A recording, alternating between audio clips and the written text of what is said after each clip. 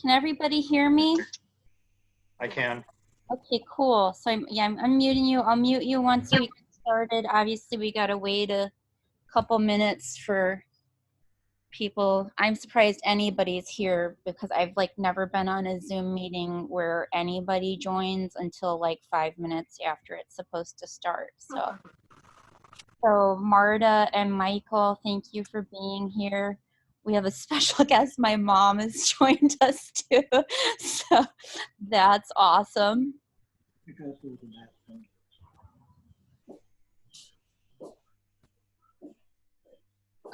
Everyone, Marta is a consultant who focuses on talking about racial justice and racial environmental justice. She was quoted in the LA Times, was I don't know, like a week or two ago, on the impact of COVID on the minority community, and so it's also a really special honor to have Marta here. And Michael is a fellow alumni of a legal marketing association, so it's great to have a colleague in the legal industry here as well. So I'm really glad you guys all joined in here. So thank you all very much for being here. And, okay, we've got another legal marketing person that's joined us, which is great, along with his wife, who's in the medical community, and this is awesome. So thank you guys for being right on time. Can everybody hear okay? I want to know if anybody cannot hear. This is more right here in the. Oh, okay. Hello, that's me waving. So I think, is my screen share on? You can see the title here? Yes. Okay, great. So it's 4 o'clock. I think we might just start at 4:02 and people can join in during the rest of the call. And oh, I can hear somebody talking, but we have a psychotherapist friend of mine here, so that's pretty cool. Okay, we've got another person who lives nearby here, so that's great. So, oh, we've got another person, so this is good. We're getting a bunch of great people who all get brownie points for being here on time and eternal friendship points from me for being here. I am going to mute everybody and just get started, even though we're probably starting a little early since most people aren't go-getters like you guys.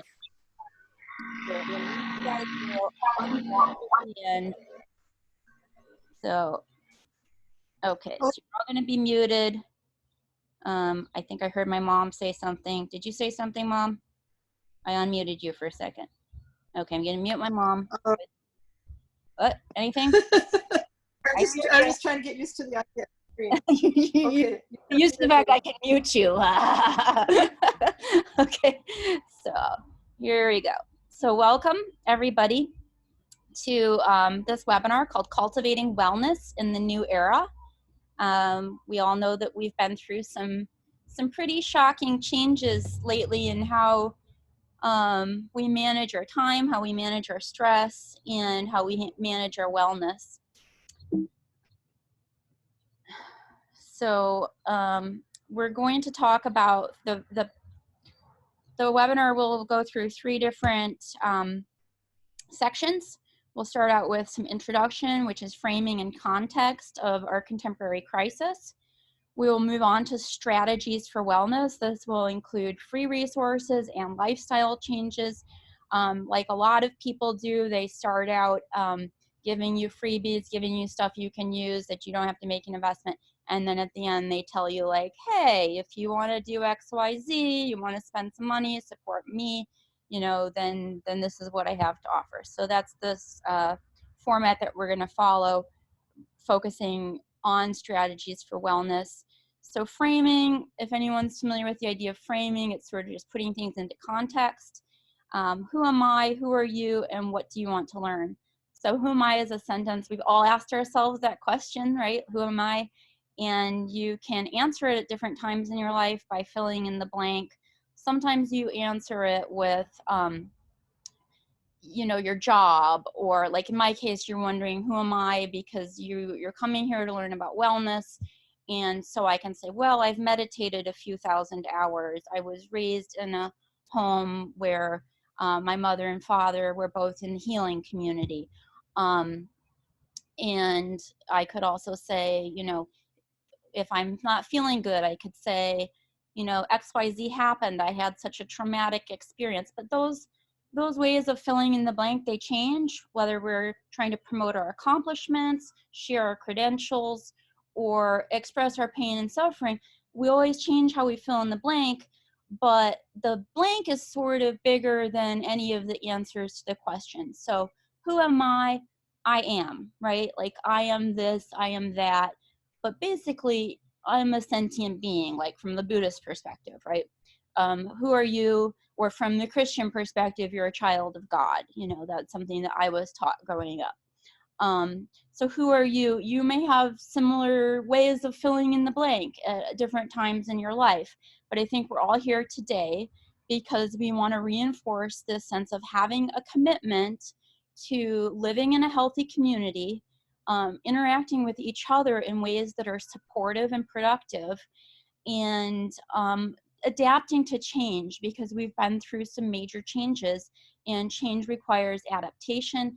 Adaptation requires creativity. It requires sensitivity. It also requires willingness to learn and let go of old things, etc. You know, I don't want to spend too much time on this basic introduction, but just a note on how I believe that we should, you know, continue down this little journey of this webinar that we're doing together. We should do this with caring and respect. And I've put some time and thought and meditation into the idea of what is caring. It sounds like a simple thing, like everybody knows, like a kindergartner knows what caring is. I had this one moment where I thought pretty profoundly, caring is a combination of 3 other virtues. One is loving kindness. So you can love everybody, right? But do you understand everybody? To care about people, I think you have to understand them, and I think you have to be patient. So admittedly, for me, ding ding, number 3 right there, that's the hard one.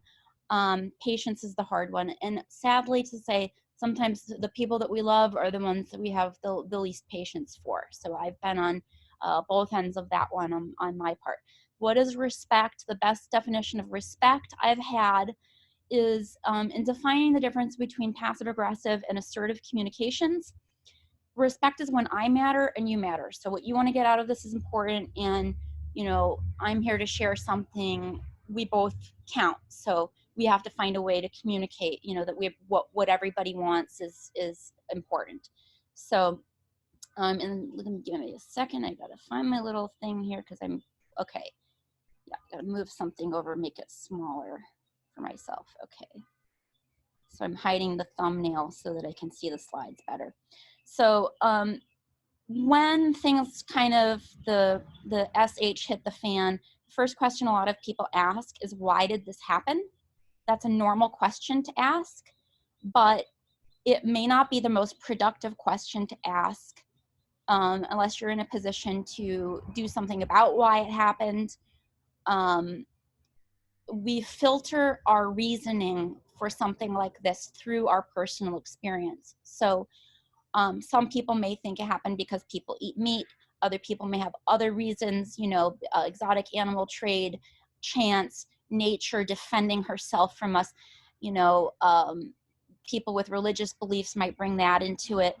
But at the end of the day, we all have to find a way to cope with what's happened and to move forward.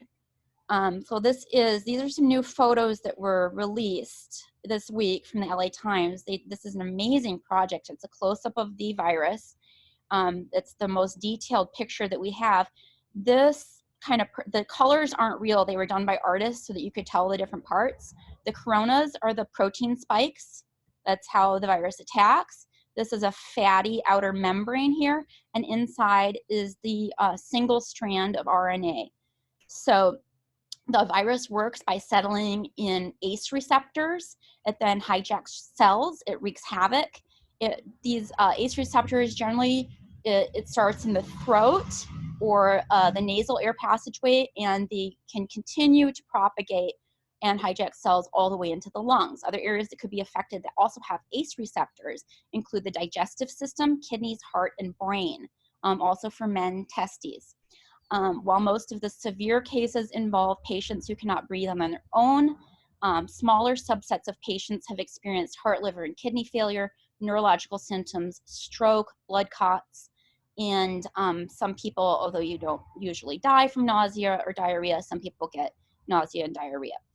The virus can't produce on its own, so it's parasitic. It's not actually technically alive. It needs a host, and it does spread most easily in enclosed spaces, and it can live on surfaces. So things like, you'll probably already know this, but things like elevator buttons, shopping carts, door handles, those are the kinds of surfaces that are very likely to be contaminated. So the fatality rate, the estimates vary wildly. In the beginning, we were afraid that the fatality rate could be as high as 30 times higher than the seasonal flu. That was because we only knew that people had it who got really sick. And then more recently, some of the antibody testing that's been done, including here in Southern California, it could be as low as 1.2 times as fatal as the seasonal flu. Probably my guess is it's somewhere in between the high and the low, maybe closer to the low. 1.2 does seem a little more low, but I'm not an expert on those things. So, but basically, one thing to note, unusual symptom, I don't know how many people are aware of this, but some people who are asymptomatic lose their sense of smell or taste. So that's something to be kind of on the lookout for. Another thing to be kind of on the lookout for is silent hypoxia. So if a person has mild symptoms and you're able to get this device, it's called an oximeter, you may want to consider monitoring your blood oxygen at home. This author, Richard Levitin, he's a pulmonary specialist out of New York. He wrote and co-authored 2 great articles in the New York Times that he basically, and his colleagues in Italy and elsewhere that have been hard hit, they recommend blood oxygen monitoring in nursing homes, because a lot of times what's happening is people are getting to the emergency room and they feel fine because their lungs are still getting rid of carbon dioxide, but the small air sacs are filling up with fluid and they're deoxygenating also because of vasoconstriction. So the heart, in and out of the heart, it's tightening up, so less blood is going through the body and the blood oxygen levels are dropping. And so the recommendation is monitor patients earlier, get them oxygen treatments earlier before they go on the ventilators. And because people who are on ventilators, like in New York, some of those places, the people on ventilators were dying at like a rate of like 80%. So you don't want to be on a ventilator if you can help it. So we have special risk factors in the United States. CDC did a study, and for people 18 to 49, which is supposed to be more of a healthier age range in terms of this, obesity was the most prevalent underlying condition, followed by chronic lung disease and diabetes. So while there's no cure for COVID and there's a lot we don't know about who's affected, the fact that 90% of the people hospitalized in the United States had underlying medical conditions, and that some of those underlying medical conditions can be addressed by diet and lifestyle changes, should make us all think a little bit more about our own health. So this is, I figured if I'm going to get into fat shaming, the only person that's really fair to shame is me. So this is me at my heaviest about 18 months ago, at topping probably close to 190 pounds. I've lost 45 pounds in 12 months, and then I've kept it off for 6 months. I'd like to lose a little more, who's not vain, right? But this is what's shocking to me, is that only 12% of Americans over the age of 20 are metabolically healthy.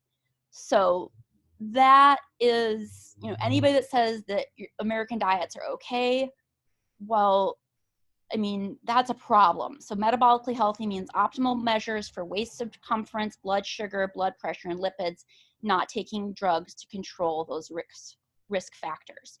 Another thing about losing weight, honestly, you gain weight. This is a kind of pragmatic by the numbers approach, but everyone has an excuse why they get fat. I had my excuses, but I got fat because I ate more calories than I burned. And I wanted to not be as fat, so I had to burn more calories than I ate. It's pretty simple, basic arithmetic, right? So I love Kelly McGonigal. She's the author of a book called The Willpower Instinct, and she's a Stanford researcher. This book is chock full of fascinating studies. I've listened to it I'm totally nerding out, but I've listened to it on audio about 6 to 12 times, and then I read it cover to cover. In this book, she talks about the obesity rate in the United States. It's tripled over the last 50 years.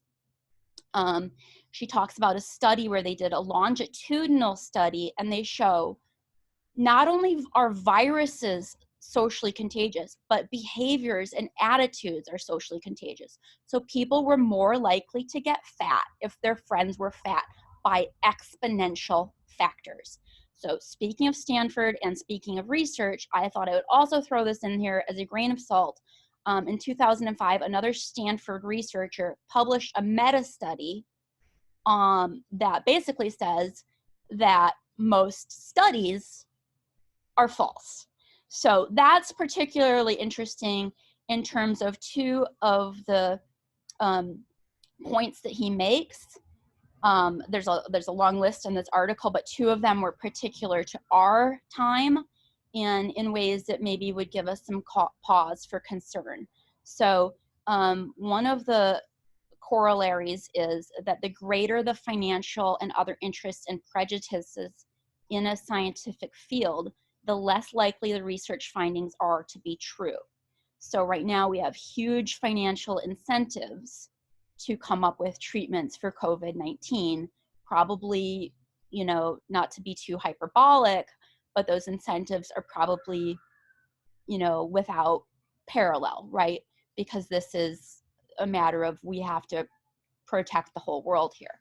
Secondly, the hotter a scientific field with more scientific teams involved, the less likely the research findings are to be true.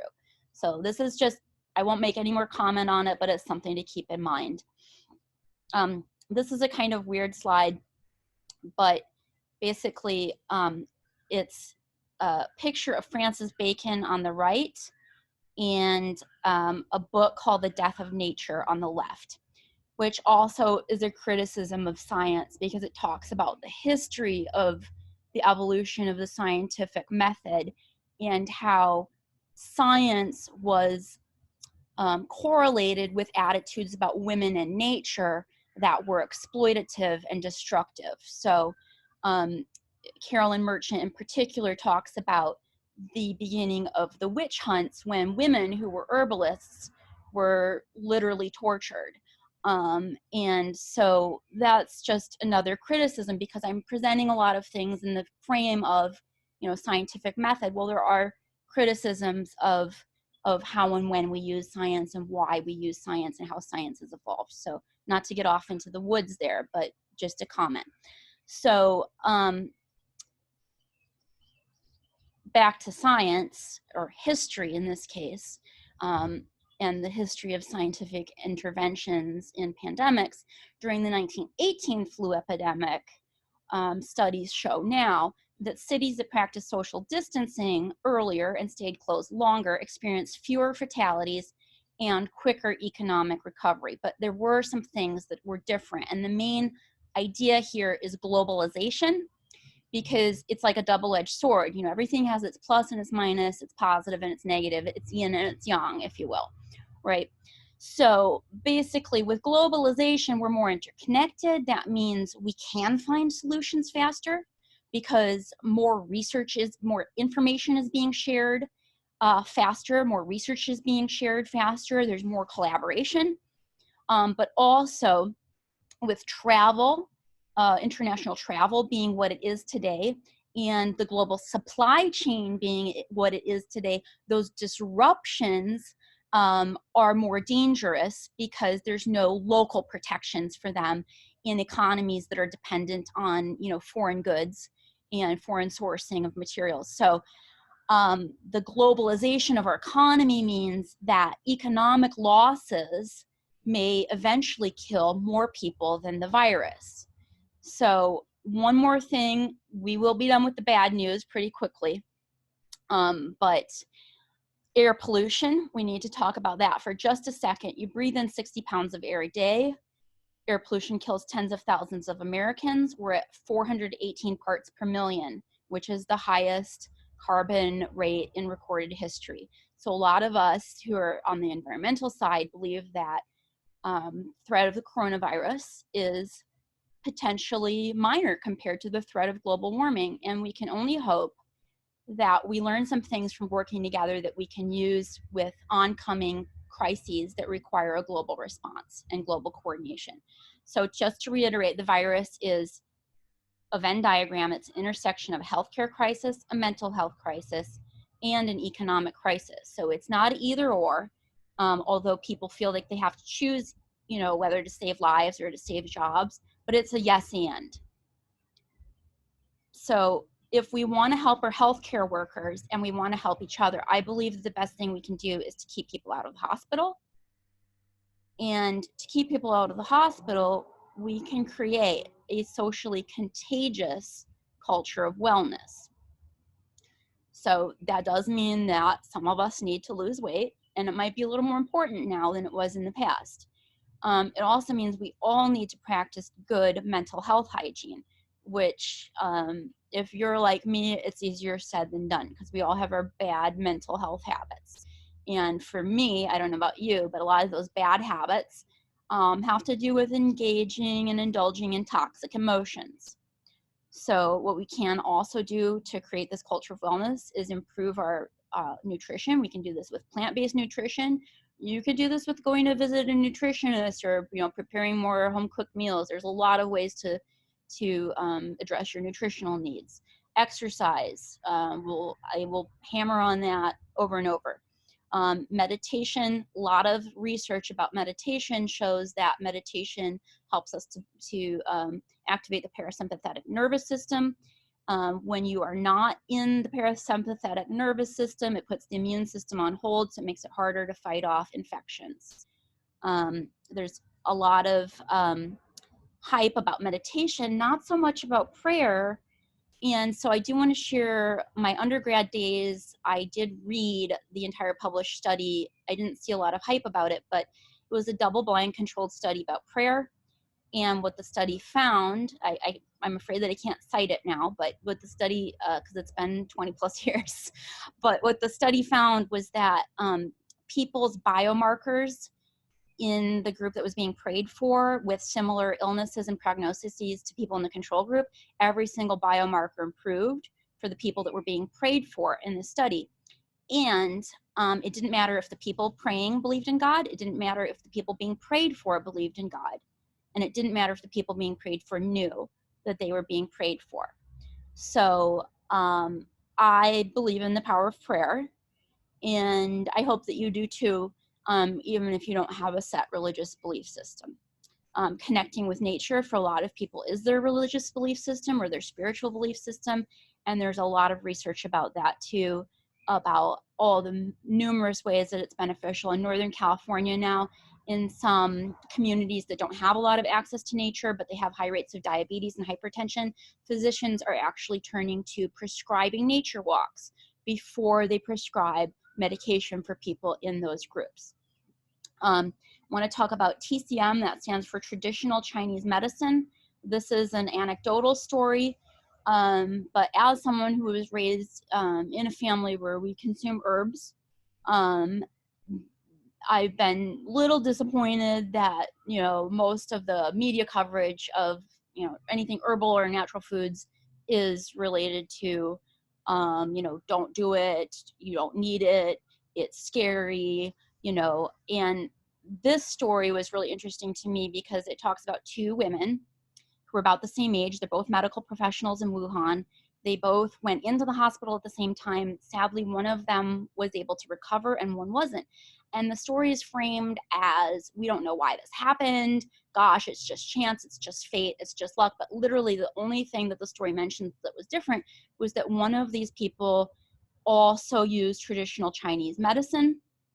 And it didn't mention that the person that passed away did. So we know that the person that survived did use traditional Chinese medicine in conjunction with medical care, not instead of medical care. And we don't know about the other cases. It's just a case study, but I thought it was interesting how it was just sort of glossed over in the narrative, because a lot of the narrative that we're hearing about Chinese medicine in particular is in regards to the exotic animal trade, which is unfortunate, because yes, there's risk of, you know, further zootropic pandemics in the future, but not all Chinese-based medicine is based on exotic animals. There is a lot more of it that's based on plants. So additionally, one of the systems in traditional Chinese medicine is Qigong. And Qigong is a system of gentle, relaxing movement. And I really like Qigong. I like Jeffrey Chand a lot. I like this particular routine a lot. I like what he says, like he wants us, when we do this routine, to learn to trust our immune system, to trust our body, to trust our mind. I feel like it strengthens the mind-body connection. Sometimes for me, I've had trouble like neurological problem, like mapping my own body awareness. Like if I close my eyes, I'm a little fuzzy about where my body begins and ends.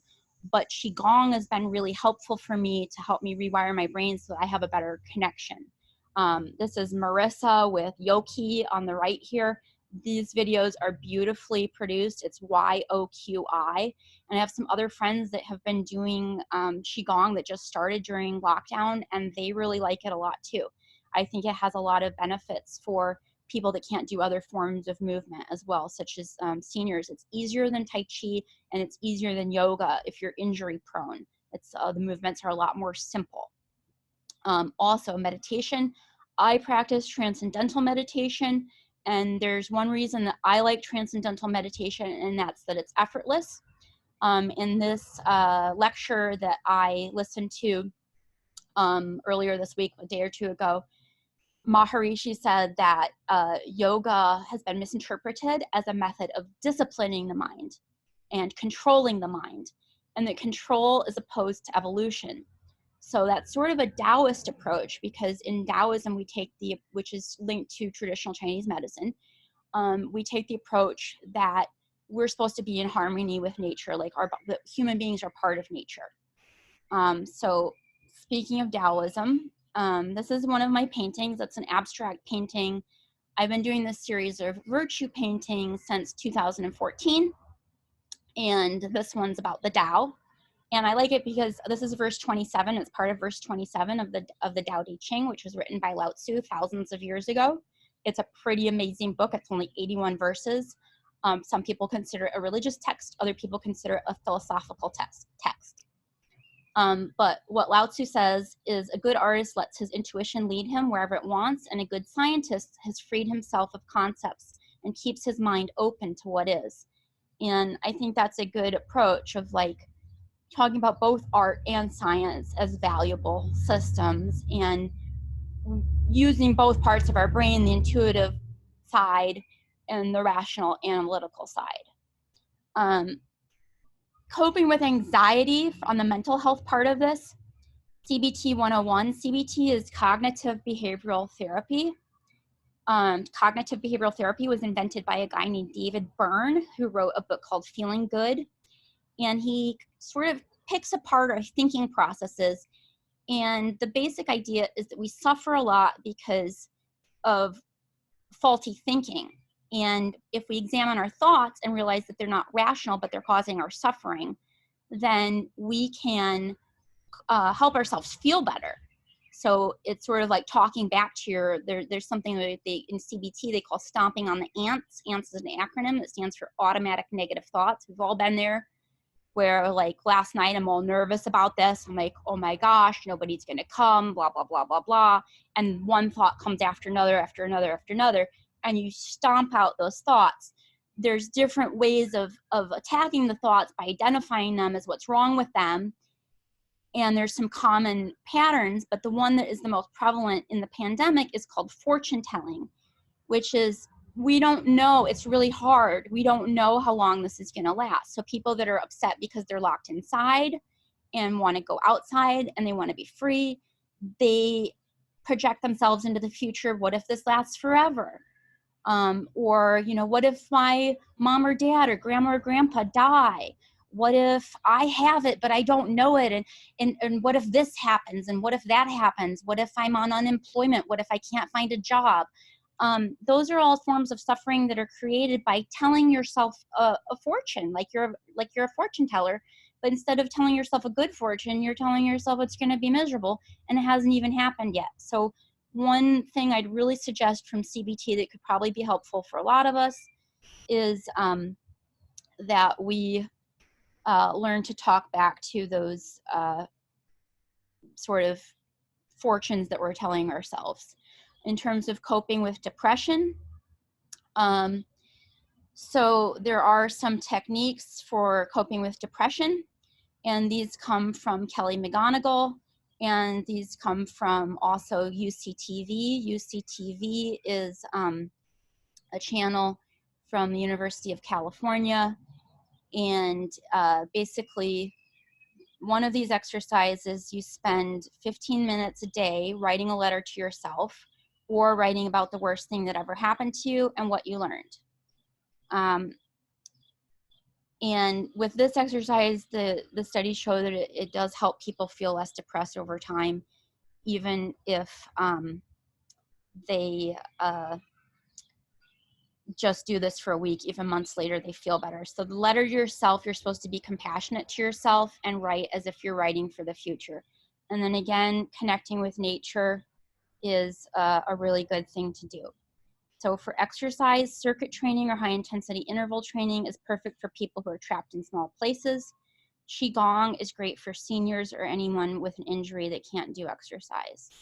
We do have other mental health resources for people who want a free form of meditation. There's all of these. If anyone emails me, I will send them the links to this. But basically, you know, there's more than one way to meditate. There's more than one way to make healthy choices for yourself. But even just making the decision that you're going to make some more healthy choices is probably a good way to move forward. So I'm glad that our county in Los Angeles is doing this for people that live there. So I am going to talk real briefly about some products. My family has worked with a company called Sunrider International. Their motto is the art of herbal science. So I like that because it combines art and science.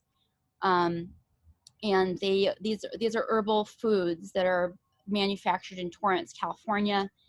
And I really love these products. So I think they're part of a healthy lifestyle.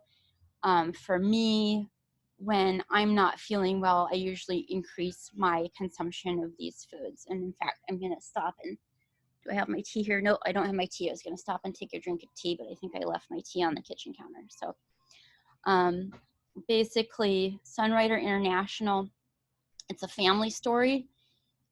So this is Oilen Chen, this is Dr. Chen, and Oilen and Dr. Chen, I met them, my mom and dad knew Dr. Chen before he started Sunrider. He was unhealthy as a kid, and his grandfather helped him to get well with some Chinese herbal remedies. And so he became very interested in herbal philosophy. He studied, you know, not just the traditional stuff, but herbal medicine and pharmacology. So he studied Western medicine as well. He married a woman named Oilen. So she was a medical student at the time. She then became a doctor. They moved to the United States. And so they are combining some of the older ideas about plants and how plants can help us with newer scientific technology, which makes them really different in terms of how they're sort of approaching herbal health, right? So it is a family-owned business.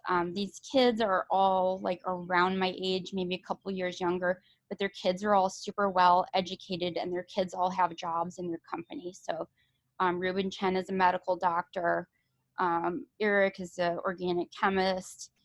They all have like advanced degrees, and they're all really nice people too. So in terms of the products that they use, this is their manufacturing facility in Torrance. It's over 1 million square feet of manufacturing. They have the highest levels of like purity and sanitization for a factory that produces this type of product.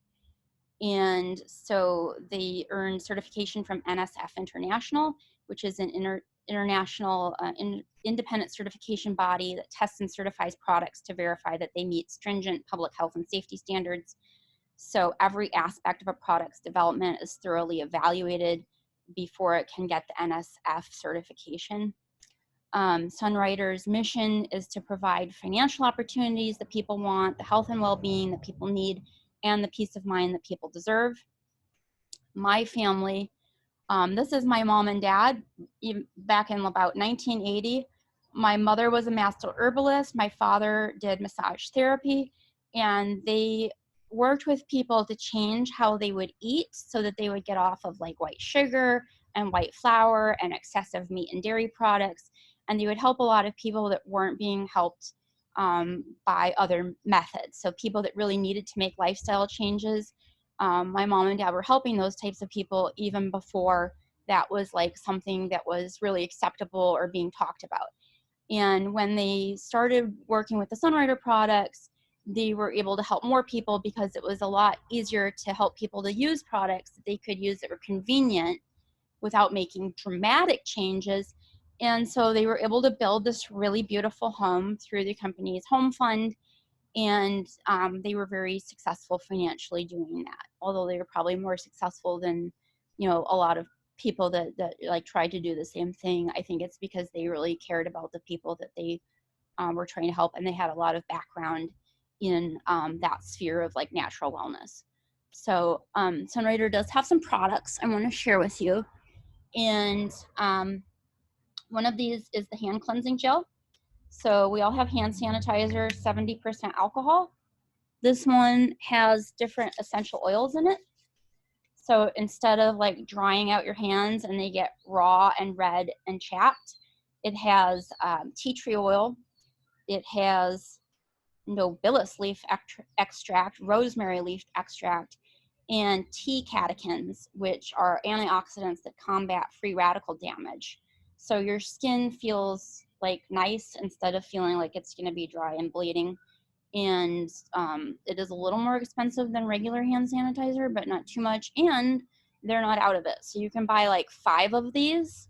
You can't buy a case of them and resell them, but you could buy up to 5 of them. So that's kind of nice to have something that smells good and your skin feels good. We also have this really cool product that I think is pretty advanced. It's called fruit and vegetable rinse. It comes in there's a 1 ounce bottle and there's a 16-ounce bottle, but it's derived from decyl polyglucose from corn, which is a surfactant. And basically what it does is, like, if you're talking about something like a parasite egg, it breaks up the exoskeleton on the outside, but unlike something that you would use to disinfect or kill germs and bacteria like bleach, you can use 2% bleach mixed with water, but this product is biodegradable and it biodegrades in 3 hours and it's non-toxic. So when I've had any type of germ going around our house, I get my fruit and veggie rinse in a bottle with water and I spray the house. And I do have a really cool story about it with parasite eggs, but it's really too gross to tell you, so I won't go into the story, but I think it's a really cool product. So and it's actually kind of amazing the way it works. So they do have this big bottle of it, and then they have little 1 ounce bottles, but if you buy the big bottle, it usually lasts about a year. this product's a little more sophisticated. So, you know, some people are like, well, I'll use skincare products, but I don't know about this stuff. This is called quinary. And I have another version of it here called Liquify, which is like a liquid version. It also comes in these packages. So basically the packages, this is like 10 capsules. So I came down with something that was a respiratory virus in the middle of March. I couldn't get coronavirus tested. I never get sick for like more than 3 days. But when I was, whatever I got, I don't know what it was. I can't say, but I was having like a little bit of shortness of breath and a really dry cough and a super sore throat. And whatever I had, it lasted like 3 weeks. I've never had a cold last more than 3 days. So I was pretty unhappy. But what I did was I made my own drink with 1 alpha-20C, 1 quinary, and 10 capsules of Conco, which is a lot. That's more than I would usually use. But I was like inhaling this stuff and it helped me to feel a lot better. Obviously, like we can't say that herbs cure diseases, but for me, when I don't feel well, the first thing that I go to is herbs.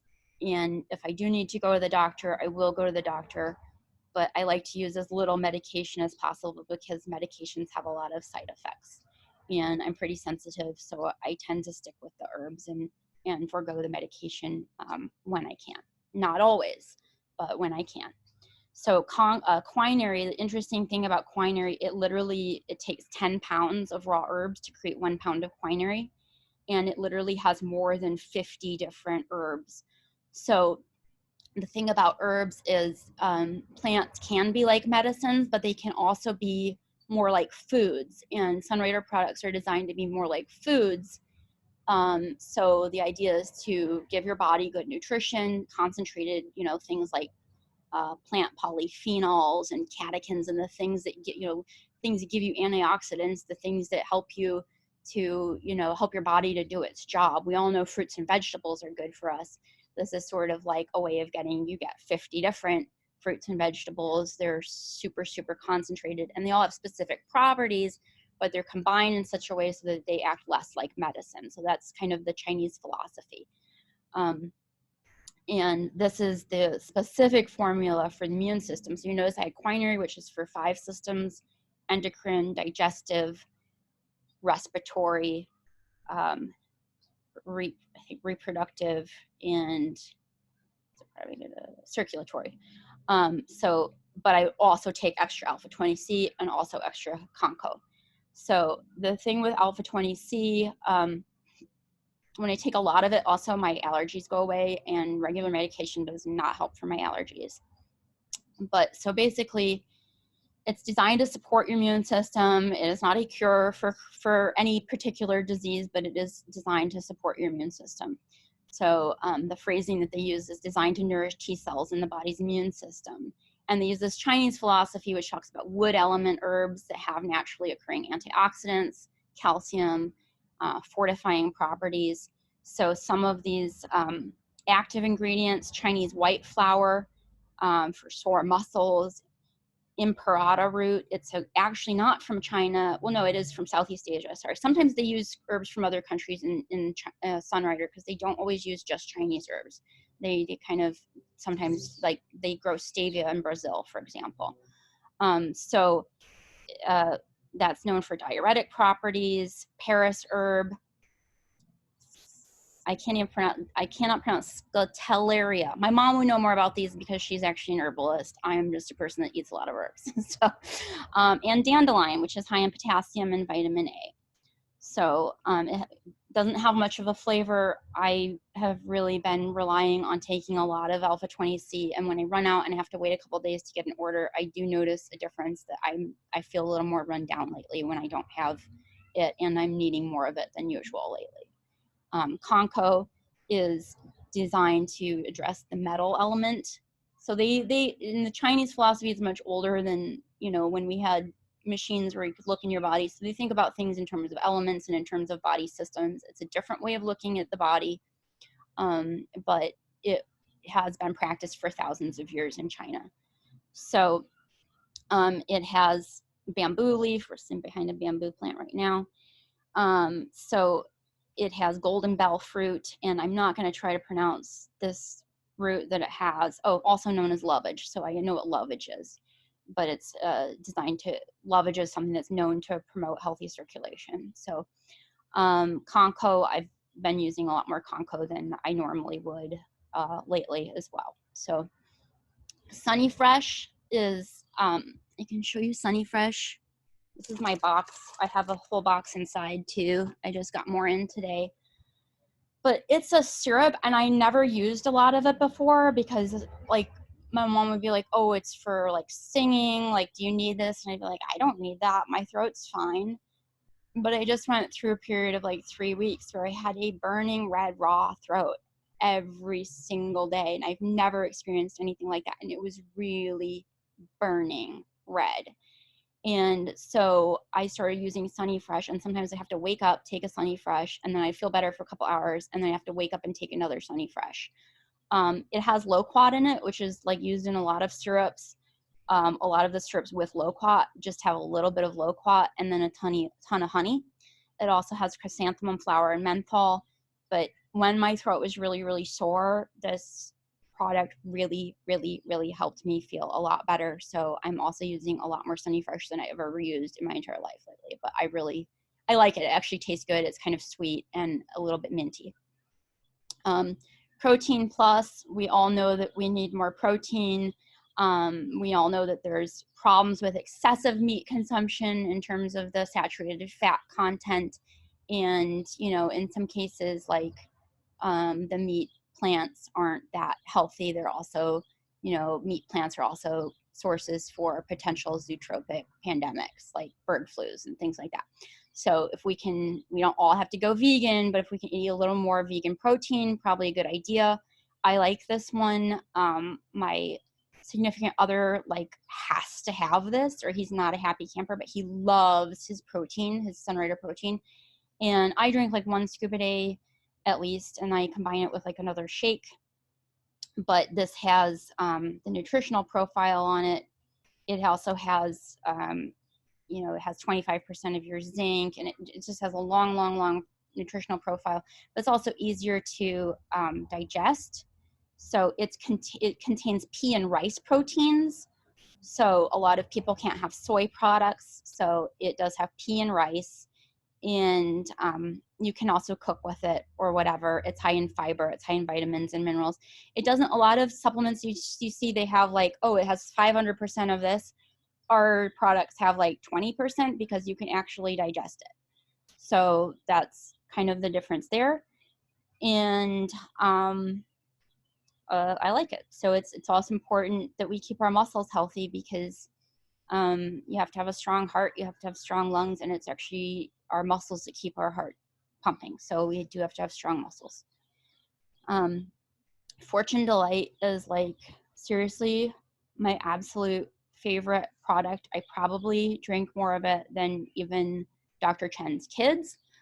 It doesn't have caffeine, but it sort of feels similar. Like if you could take caffeine and you could have the feeling of the good part of it, but not the bad part where you're like, right? That is what Fortune Delight does. It does give you energy, at least in my experience and everyone I've seen that takes it. So it's high in antioxidants. It's extracted plant juices, and then you just mix it with water. But it just has trace amounts of caffeine in it, and it's probably a better choice than something like a sugary coffee drink. So I love that product.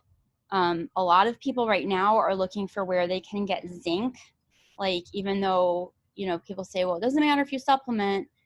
If you go to your local CVS and you go to the zinc counter, you'll find that all of the zinc has been cleaned off of the shelf. So as many times as people tell us not to supplement, people are going to supplement. This product, Electrosport, has 70% of your zinc. It's highly assimilable. We did try some other zinc supplements, and they made me sick to my stomach. So I prefer Electrosport. It also has potassium, magnesium, and selenium. It does have a bit of a mineral type taste, so it's better if you mix it with Fortune Delight or something else. They come in these boxes that are 10 packs. And it's good if you're exercising, and it's good if you're just concerned about your zinc intake. So Sunbreeze is a really cool product. It's not very expensive. It's about 10 bucks a bottle. They sell it in a pack of like 6 bottles, or this big giant balm, which is more like an ointment. I think I have a Sunbreeze here. It is essential oils, which a lot of people like essential oils. Some people are like, what's the point of essential oils? I like to do just that. I also like to do this. With whatever I came down with, at one point I realized that my sense of smell was kind of starting to go, and I just came home and I did this, and like it just really opens up your sinuses. There was also a time where I was on an airplane that had terrible turbulence, and the lady next to me was freaking out completely, starting to sob and hyperventilate, and I offered her just a drop of my Sunbreeze. Actually, I think I gave her the whole bottle, but first I gave her a drop, and then I'm like, here, you can just keep it, it's fine. That's you buy 6 of these, you end up giving away at least 1 every single time, because you'll find somebody that's like, they just got a bee sting or blah blah blah, and you're like, okay, here, have it. But basically she just did this, and it totally calmed her down, and she was like, how did that work? That's crazy. And I had a friend hiking who got like oxygen problems from the high altitude, and I gave her some of this, and she was like, much better. So I don't know exactly how it does that, but it was one of their first products. And if anyone's ever used Tiger Balm, similar, but this is like a hot cold kind of feeling, but this is lot more concentrated and a lot more pure quality product. So last but not least, this is my last slide. And this is the first painting I did in the Virtue series, and it's called Thanks. And it has the word thanks in different languages, including Arabic. So I just want to thank you for taking the time to spend with me on this webinar. And I do hope that it was useful to you. And basically, if you're interested in any of this, this is my email address. This is the Sunrider website. You can use my name and email. We do have customer order forms too, so people can sign up like as a retail customer. If you're like, I don't think I want to sign up, or like, could you send me a sample of something, or you want some type of coaching, like health and wellness coaching, but you're just not interested in herbs, I will do pay-as-you-can clients for coaching. And you know, I'm just basically, my philosophy is I'm here to help. And if there's anything I can do to help you guys, just please let me know. So I think that's the end of the presentation. I'm gonna unmute myself. Let me try to unmute everybody else if I can figure that out. Where is that? Where is unmute everybody? Unmute all. Okay. You are all unmuted now, unless you've muted yourselves. And then if you've muted yourselves, you might have to unmute yourselves. It's telling you, okay, so if you want to be muted, stay muted. But if anyone has any questions, comments, concerns, anything that you would like more information on, feel free to speak up. I feel like that Ferris Bueller movie. Anyone? Anyone? So let's. Can you summarize again what you would recommend this point forward if somebody felt like they had the beginning symptoms of any virus? Okay. So who is this? Sorry, this is Martha. This is Martha, because I mean, we don't know what we have, right? So yeah. I'm not going to say if it's corona or something else. Right. Like, and like, okay, so first of all, I'm not a doctor and I can't give medical advice, but if so, you know, the first thing to do is call your doctor, right? Right. But in terms of products that we've you know, that we've traditionally in our family turned to if someone's not feeling as well. I would recommend alpha 20C and Conco. That's Okay. you know, alpha 20C is designed to support the immune system. Most people do like an alpha 20C and then like a protein or a Nu Plus or a Vita Shake, which are, those are all just nourishing. They're super nourishing foods that are designed to just sort of fill in the nutritional gaps. And does that answer your question?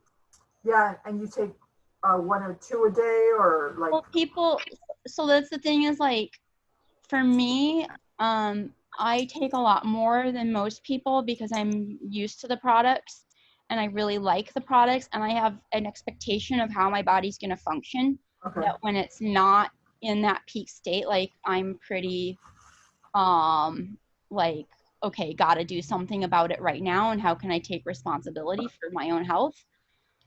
But in terms of like, you know, some people follow what's on the bottle, some people take like half or less than what's on the bottle and see how they feel and just see how your body responds. So because they're foods, you kind of have an, you know, and because you're not gonna like, it's not a medication where you're gonna have to have it prescribed to you, then you can kind of play around with it, if that makes sense. Like, Right. Okay. but when I was really not feeling well, I was taking 10 Conco, 1 package of 10 alpha 20C, and 1 package of quinary like 3 times a day, which is a lot. So yes, very lot. Can I talk? Yeah. Can you hear me? Yeah, my mom. Yeah, yep. We can hear you. Yeah, yeah. So not all of these products are designed not to cure the body, but to strengthen the body. And that's what we're all interested in right now, is strengthening our immune system, strengthening our respiratory system, strengthening ourselves so that we can fight these things. And that's why I in my life and my family and my kids, of course, use the products every day at a maintenance level. But then when something comes along and maybe you need to be even stronger, we might use a little more. And they're all herbal foods that have, there's no limit on, there's like no toxic amount that you can take. And people really figure out by listening to their body, they figure out right away. For instance, I might use 2 Conco capsules a day and it keeps my respiratory system just fine right through this allergy season. Moira, who does things a little bit more passionately, might do 6 or 10 or 12, and that's up to her. Her body tells her what she wants. My body tells me what I want. And I'm always happy to do any counseling or coaching for anybody who needs a little help in figuring out how much to do. But the thing to remember is these are not cures.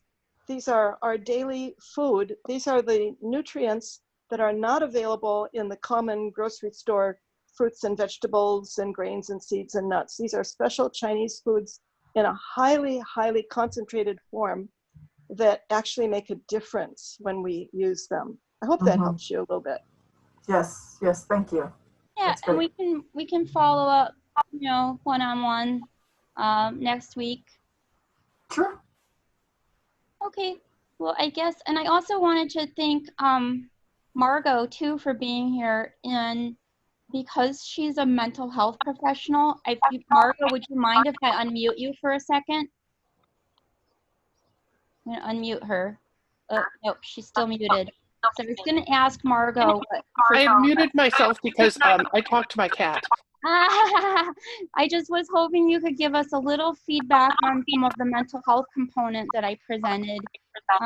If you have anything else to add or anything you'd like to correct in terms of on track, not on track. Oh my gosh, it was fabulous. It pointed a lot of really great highlights. I think you could do an hour on any one of them. Oh, Right. Yep. Yeah. oh. Yeah, hitting on CBT with this kind of stuff. Or is there a way you can stop sharing your screen so that we can see each other? Yeah, we can stop sharing. But honestly, like I would like to just go ahead. So I got my feedback. Everybody's here. hi to everybody, and I think I'm going to hang up because I think I need to take a nap because I was so nervous about this that I stayed up too late last night. And then my cat woke, speaking of cats, my cat woke me up at like 7 a.m. because she doesn't know that I need to sleep in when I'm up late. So, Thank you for the presentation, Maura. I appreciate hearing from you. oh, Good no, job. I appreciate, oh, and I see everybody's had this chat here, and I did not see any of the chat, so I do have to apologize for that. But if you guys want to log off, I'll check on the chat so that I don't miss anything. And Your mom was helping out, so you're good. oh, okay, I totally missed these. Okay, look at That's this. cool. No. It's okay, Yeah. you were doing what you needed to do. Yeah, yeah. Okay. Thank you. It was great. I really appreciated everything. Okay. Wonderful product. Good to see your mom, even if it's just her picture. Oh, and there's Rachel was here and I missed her. I was gonna. Okay, sorry, Rachel. All right. Okay. Thank you guys so much. Bye bye, Thank everyone. you. Bye. You guys have a Bye. great weekend. You Bye. too.